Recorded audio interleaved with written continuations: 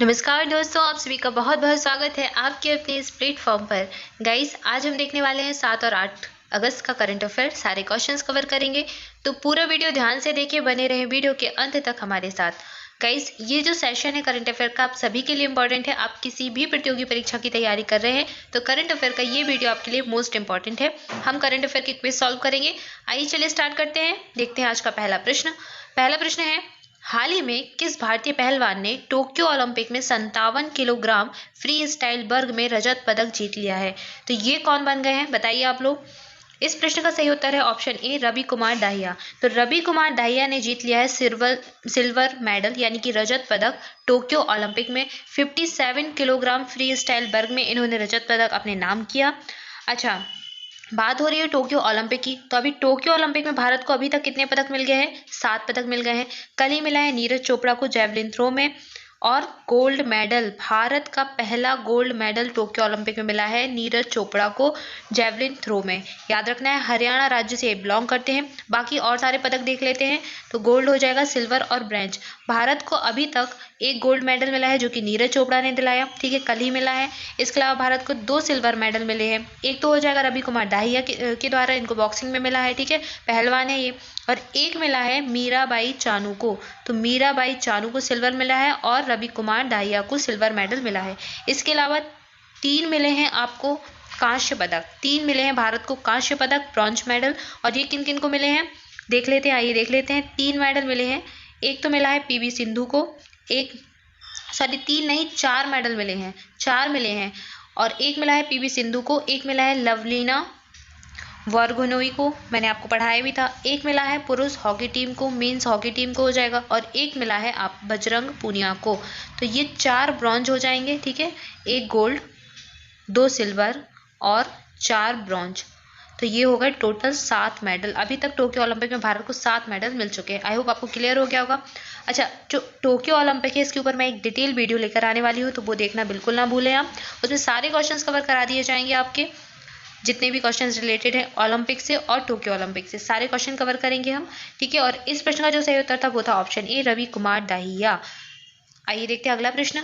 Next है, मोटो GP India के लिए कंपनी ने निम्न में से किस अभिनेता को अपना ब्रांड एम्बेसडर चुना है? तो मोटो जीपी कंपनी जो है ये है मोटर्स की एक कंपनी, ठीक है, मोटर सपोर्ट प्रॉपर्टी है मोटो जीपी कंपनी। और इसके लिए ब्रांड एम्बेसडर भी चुन लिए गए हैं जॉन अब्राहम। अच्छा, आपको पता है कि जॉन अब्राहम मोटो जीपी कंपनी के एक बहुत बड़े फैन भी रहे हैं, और अभी हाल ही में इनको चुन लिया गया है इसका ब्रांड एम्बेसडर। ऑप्शन बी आपका सही उत्तर हो जाएगा, जॉन अब्राहम। आगे बढ़ेंगे, अगला प्रश्न देखेंगे। नेक्स्ट है, अमेरिका ने चीन के साथ बढ़ते तनाव के बीच किस देश को पहली बार हथियार बेचने की मंजूरी दे दी है? जी हाँ, अमेरिका किस देश को हथियार बेचेगा? तो इस प्रश्न का सही उत्तर है ताइवान। अमेरिका चीन के साथ बढ़ते तनाव के बीच ताइवान को देने जा रहा है हथियार, और ये डील अमेरिका ने कर ली है। 750 अरब डॉलर के हथियार समझौता किया जाएगा अमेरिका और ताइवान के बीच। और ये जो फैसला है ये तब लिया गया अमेरिका के द्वारा जब अमेरिका और चीन के बीच तनाव चल रहा था, ठीक है। तो आप सभी जानते हैं चीन जो है, चीन ताइवान पर अपना हक जमाता है, और ताइवान अपने आप को स्वतंत्र देश घोषित कर चुका है, लेकिन चीन ऐसा मानता है कि ताइवान अभी भी चीन का हिस्सा है। तो अमेरिका ने ताइवान के साथ ये समझौता किया है हथियार का, 750 अरब डॉलर का ये समझौता है, ठीक है। ऑप्शन डी इस प्रश्न का सही उत्तर हो जाएगा। आगे बढ़ेंगे, अगला प्रश्न देखेंगे। नेक्स्ट है, आईआईटी रुड़की ने किस राज्य के लिए भूकंप पूर्व चेतावनी मोबाइल ऐप लॉन्च किया है? तो ये मोबाइल एप्लीकेशन है, जो भूकंप आते हैं उनकी चेतावनी देने से संबंधित है। तो ये किस राज्य में लॉन्च किया गया है, बताइए आप लोग। आईआईटी रुड़की ने लॉन्च किया, और ये उत्तराखंड राज्य में लॉन्च किया गया है। तो भारतीय प्रौद्योगिकी संस्थान रुड़की ने उत्तराखंड के लिए भूकंप पूर्व चेतावनी यानी कि अर्थक्वेक अर्ली वार्निंग, इसका फुल फॉर्म हो जाएगा ईईडब्ल्यू का, अर्थक्वेक अर्ली वार्निंग, ठीक है। तो ये जो होगा इसका फ़ायदा क्या होगा, इससे क्या होगा, इस एप्लीकेशन के द्वारा जो भूकंप है उसके आने का पहले से पता चल जाएगा, आपदा की शुरुआत के बारे में लोगों को सचेत हो जाएंगे लोग, ठीक है। और भूकंप आने के पहले ही चेतावनी मिल जाएगी, इस ऐप के द्वारा चेतावनी जारी कर दी जाएगी। तो ये मोबाइल ऐप प्रोजेक्ट उत्तराखंड राज्य आपदा प्रबंधन प्राधिकरण के द्वारा प्रायोजित किया गया है, और आईआईटी रुड़की ने अभी हाल ही में इसको लॉन्च किया है। कहाँ पर? उत्तराखंड में। अच्छा, बात हो रही है उत्तराखंड की, तो देख ले तो उत्तराखंड के बारे में। उत्तराखंड की राजधानी है देहरादून। यहाँ की एक राजधानी और है, कौन सी? गैरसैंण। गैरसैंण यहाँ की ग्रीष्मकालीन राजधानी हो जाएगी, ठीक है, यानी कि गर्मियों के दिन में गैरसैंण और देहरादून यहाँ की और राज्य एक मतलब जो हमेशा रहती है वो देहरादून हो जाएगी और गैरसैंण ग्रीष्मकालीन राजधानी, ठीक है। अब इसके बाद यहाँ के मुख्यमंत्री, तो अभी उत्तराखंड में नए मुख्यमंत्री अपॉइंट हुए हैं, वो कौन है? पुष्कर सिंह धामी, जो तीरथ सिंह रावत के स्थान पर बने हैं। पुष्कर सिंह धामी। पुष्कर सिंह धामी यहाँ के मुख्यमंत्री हैं और यहाँ की राज्यपाल हो जाएंगी बेबी रानी मौर्य। कौन? बेबी रानी मौर्य। इनका नाम बहुत इंपॉर्टेंट है, पूछा जाता है, याद रखना है। इसके अलावा क्या याद रखना है? अगर आपसे पूछ ले फूलदेई फेस्टिवल, क्या? फूलदेई फेस्टिवल, तो फूलदेई फेस्टिवल भी यहीं पर होता है, उत्तराखंड राज्य में मनाया जाता है।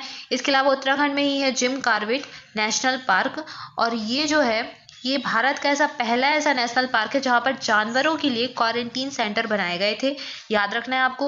और भारत का अगर पहला लाइकेन पार्क पूछा जाए तो भारत का पहला लाइकेन पार्क भी उत्तराखंड राज्य में है, ठीक है, याद रखना है। और इंडिया का पहला ग्लास ब्रिज भी उत्तराखंड में ही है। तो इतने पॉइंट आपको उत्तराखंड राज्य से याद रखने हैं, इंपॉर्टेंट है, पूछे जाते हैं प्रश्न ये एग्जाम में। और इस प्रश्न का सही उत्तर था उत्तराखंड। आई होप आपको सारे पॉइंट क्लियर हो गए होंगे। आगे बढ़ेंगे, अगला प्रश्न देखेंगे। अगला प्रश्न आपके लिए है, निम्न में से किस देश के पर्वतारोही सहरोज कासिफ दुनिया की सबसे दूसरी जो ऊंची चोटी है दूसरे नंबर की K2 के शिखर पर पहुंचने वाले दुनिया के सबसे कम उम्र के व्यक्ति बन गए हैं? तो ये किस देश से बिलोंग करते हैं? नाम क्या है? सहरोज कासिफ, ये है पर्वतारोही और इन्होंने K2 की फतह कर ली है। और ये जो है ये पाकिस्तान से बिलोंग करते हैं, सहरोज कासिफ, और इन्होंने 20 वर्ष की उम्र में K2 पर फतह की। K2 यानी कि इसका अन्य नाम क्या है? गॉडविन ऑस्टिन भी इसको कहते हैं। और इसकी ऊंचाई जो है, इसकी ऊंचाई है 8611 मीटर। और ये कहाँ पर है? ये पूर्वी पाकिस्तान यानी कि जो काराकोरम रेंज है उसकी सबसे ऊंची चोटी है K2 या फिर गॉडविन ऑस्टिन। तो इसको फतह कर लिया है सहरोज कासिफ ने, पाकिस्तान से बिलोंग करते हैं, 20 वर्ष की उम्र में इन्होंने इसको फतह किया है। तो याद रखना है आपको, इनका नाम इंपॉर्टेंट हो जाता है ये सहरोज कासिफ, ठीक है। कहाँ से बिलोंग करते हैं? पाकिस्तान से। ऑप्शन भी सही उत्तर हो जाएगा। आगे बढ़ेंगे, अगला प्रश्न देखेंगे। अगला प्रश्न है आपके लिए, आर्थिक मामलों की मंत्रिमंडलीय समिति ने स्कूल शिक्षा के लिए समग्र शिक्षा योजना को अगले कितने वर्षों तक जारी रखने की मंजूरी दे दी है? तो समग्र शिक्षा योजना को अगले 5 साल तक और जारी रखा जाएगा। ऑप्शन डी सही उत्तर हो जाएगा। तो आर्थिक मामलों की जो मंत्रिमंडलीय समिति है इसने स्कूल शिक्षा के लिए जो समग्र शिक्षा योजना है वो अगले 5 सालों तक जारी रहेगी। कब से कब तक? तो ये 1 अप्रैल 2021 से 31 मार्च 2026 तक अब जारी रहेगी, ठीक है। इसकी सूचना दी है केंद्रीय शिक्षा मंत्री धर्मेंद्र प्रधान ने। भारत के शिक्षा मंत्री कौन है? धर्मेंद्र प्रधान, इनके द्वारा इसकी सूचना दी गई है। अच्छा, अब ये योजना जो है किससे संबंधित है? समग्र शिक्षा योजना।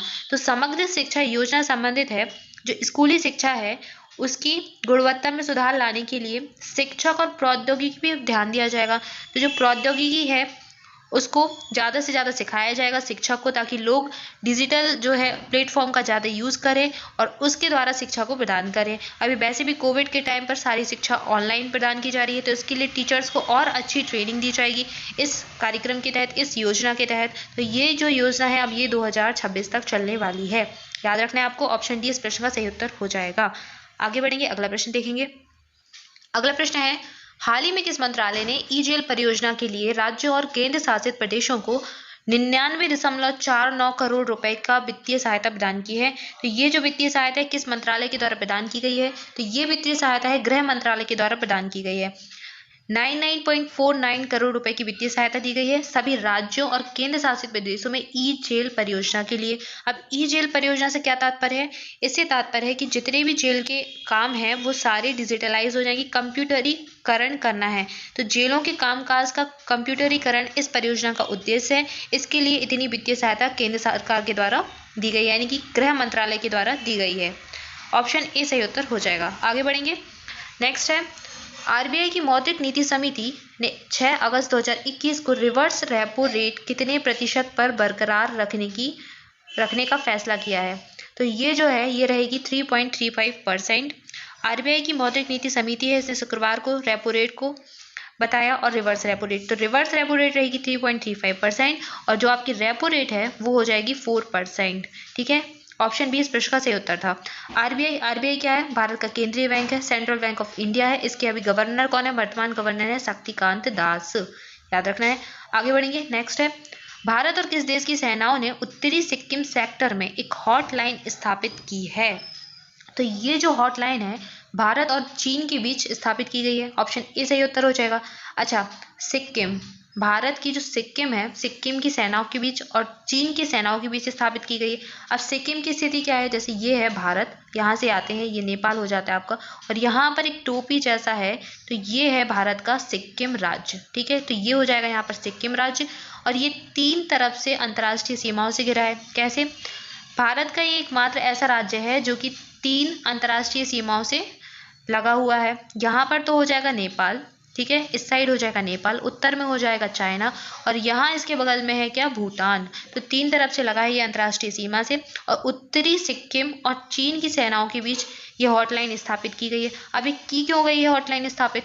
ये इसलिए की गई है कि भारत का जो ये लद्दाख वाला पार्ट है, पूर्वी लद्दाख, तो यहाँ पर बहुत टाइम से तनाव चल रहा है। तो चीन और भारत की सेनाओं के बीच काफ़ी टाइम से तनाव चल रहा है। तो इसी तनावपूर्ण को जो स्थिति है इसको कम करने के लिए, यहाँ पर शांति बहाल करने के लिए, यानी कि जो लाइन ऑफ एक्चुअल कंट्रोल है, यहाँ पर शांति स्थापित करने के लिए ये हॉटलाइन सिक्किम के बीच स्थापित की गई है।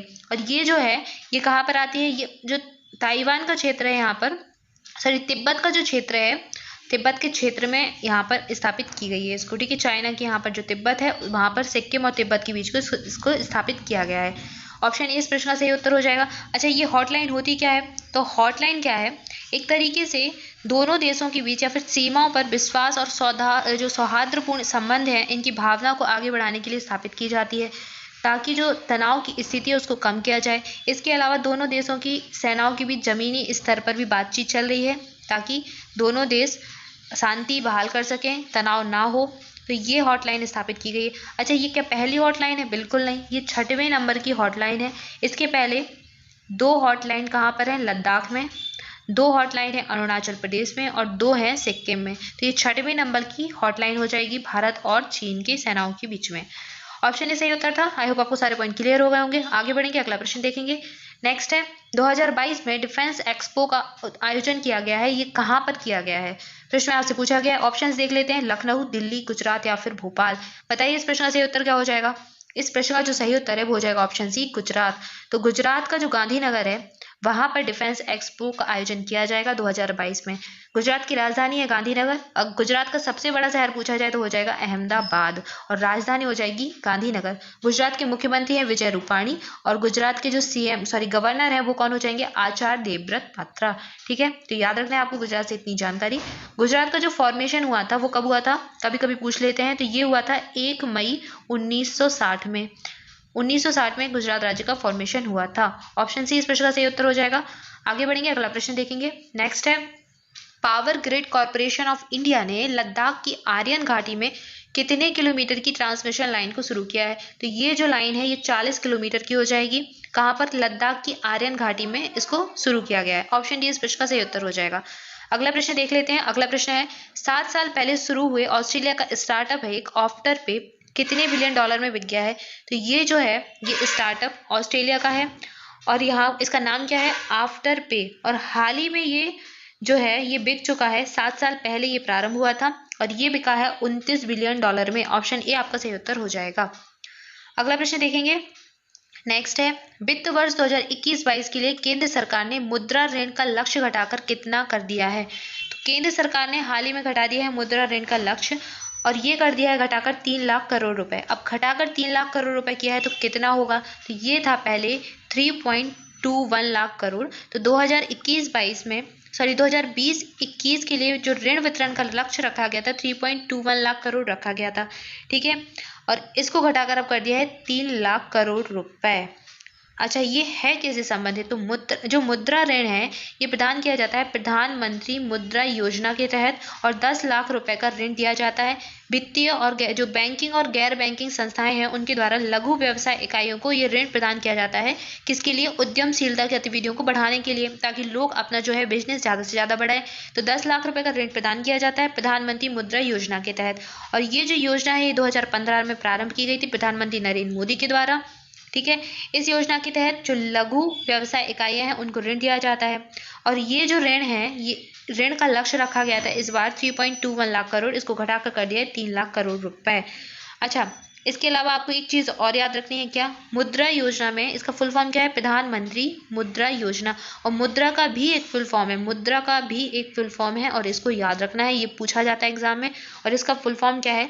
एम से हो जाएगा माइक्रो, यू से हो जाएगा unit, micro unit development and reference agency limited. ठीक है, क्या? Micro unit development and reference agency limited, ये मुद्रा का फुल फॉर्म हो जाएगा। याद रखना है आपको। ऑप्शन बी इस प्रश्न का सही उत्तर था। आई होप आपको सारे पॉइंट क्लियर हो गए होंगे इस प्रश्न से रिलेटेड।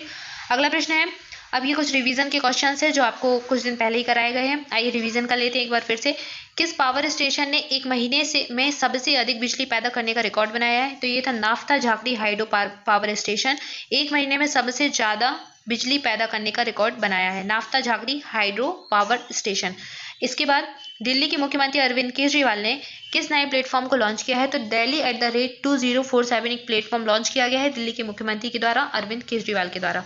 आगे देखेंगे, नेक्स्ट है, हृदय प्रत्यारोपण दिवस पूरे भारत में कब मनाया जाता है? तो ये मनाते हैं 3 अगस्त के दिन, 3 अगस्त को हृदय प्रत्यारोपण दिवस मनाते हैं। अगला है, टोक्यो ओलंपिक 2020 में बॉक्सर लवलीना बोरगोहेन ने कितने किलोग्राम वर्ग में ब्रॉन्ज मेडल जीता? तो ये जीता था 69 किलोग्राम वर्ग में। कौन सा मेडल? ब्रॉन्ज यानी कि कांस्य पदक। अभी मैंने आपको स्टार्टिंग में ही बताया था वीडियो के कि भारत को अभी तक टोक्यो ओलंपिक में 7 पदक मिल गए हैं। एक मिला है गोल्ड नीरज चोपड़ा से, 2 मिले हैं सिल्वर मेडल, एक दिया है किसने? पीवी सिंधु ने, और एक मिला है किसने? रवि कुमार दाहिया ने। कितने किलोग्राम वर्ग में? 57 किलोग्राम वर्ग में। इसके अलावा 4 मिले हैं ब्रॉन्ज मेडल या फिर कांस्य पदक, तो उनमें से एक है लवलीना बोरगोहेन। बाकी के कौन है? 3, एक हो जाएंगे आपकी पीवी सिंधु, एक हो जाएंगे आपके मेंस हॉकी की टीम, एक हो जाएंगी बजरंग पूनिया। अच्छा, यहाँ पर मैंने गलती से पीवी सिंधु बता दिया सिल्वर मेडल में, तो सिल्वर मेडल 2 मिले हैं किससे? एक मीराबाई चानू और एक रवि कुमार दाहिया, याद रखना है आपको। और इस प्रश्न का जो सही उत्तर था वो था 69 किलोग्राम वर्ग, लवलीना बोरगोहेन। आगे बढ़ेंगे, नेक्स्ट देखेंगे, केंद्रीय मंत्रिमंडल ने भारतीय अंतरिक्ष विज्ञान और प्रौद्योगिकी संस्थान और किसके बीच हुए हस्ताक्षरित सहमति पत्र को मंजूरी दी है? तो ये हुआ है डेफ्ट यूनिवर्सिटी और टेक्नोलॉजी, डेफ्ट यूनिवर्सिटी ऑफ टेक्नोलॉजी। केंद्रीय मंत्रिमंडल भारतीय अनुसंधान और विज्ञान प्रौद्योगिकी संस्थान और डेफ्ट यूनिवर्सिटी ऑफ टेक्नोलॉजी के बीच ये सहमति पत्र हुआ है। नेक्स्ट है, किस कैबिनेट ने मेडिकल ऑक्सीजन उत्पादन संवर्धन नीति को मंजूरी दी है? तो ये दिल्ली कैबिनेट के द्वारा दी गई है। इसके बाद अगला है, किसने आवश्यक रक्षा सेवा विधेयक 2021 पारित कर दिया है? तो ये लोकसभा के द्वारा पारित कर दिया गया है। नेक्स्ट है, आज के लिए आपका प्रश्न, भारत की सबसे हल्की मेट्रो ट्रेन पुणे मेट्रो के लिए किस देश से भेजी जाएगी? तो पुणे मेट्रो के लिए भारत की सबसे हल्की मेट्रो ट्रेन कौन से देश से आने वाली है? इस प्रश्न का सही उत्तर आपको देना है। ऑप्शंस आपके हैं जापान, रूस, इटली या फिर अमेरिका। सो गाइज, इस प्रश्न का सही उत्तर आप सभी करें कमेंट बॉक्स में। और दोस्तों, अगर आप इस सेशन का करंट अफेयर का क्विज लगाना चाहते हैं या फिर आप डेली करंट अफेयर का क्विज सॉल्व करना चाहते हैं, तो क्विज सॉल्व करने के लिए आप डाउनलोड कर सकते हैं राइजिंग सन्स अकेडमी का एप्लीकेशन, यानी कि राइजिंग सन्स अकेडमी का ऐप आप डाउनलोड कर सकते हैं। वहां पर आप डेली करंट अफेयर का क्विज सॉल्व कर सकते हैं, जिससे कि आपकी तैयारी और बेहतरीन हो जाएगी। यहाँ पर आपको आपका स्कोर देखने मिल जाएगा, साथ ही साथ आपको डिटेल जो भी प्रश्न होगा उसकी डिटेल इन्फॉर्मेशन यानी कि एक्सप्लेनेशन मिल जाएगा आसानी से। तो आप जरूर से, मैं आपको रिकमेंड करूँगी कि राइजिंग सन्स अकेडमी का एप्लीकेशन आप डाउनलोड करें और अपनी तैयारी को और बेहतर बनाएं। Guys, thank you so much for watching this video. आप सभी अपनी पढ़ाई कंटिन्यू करते रहें। वीडियो को अच्छा लगा हो तो वीडियो को लाइक करें, दोस्तों के साथ शेयर करें और चैनल को सब्सक्राइब करना बिल्कुल ना भूलें। साथ ही साथ कर दें बेल आइकन प्रेस, ताकि जो भी नया वीडियो आए उसका नोटिफिकेशन आपको आसानी से मिल जाए। आज के लिए इतना ही, मिलते हैं नेक्स्ट वीडियो में। Thank you so much.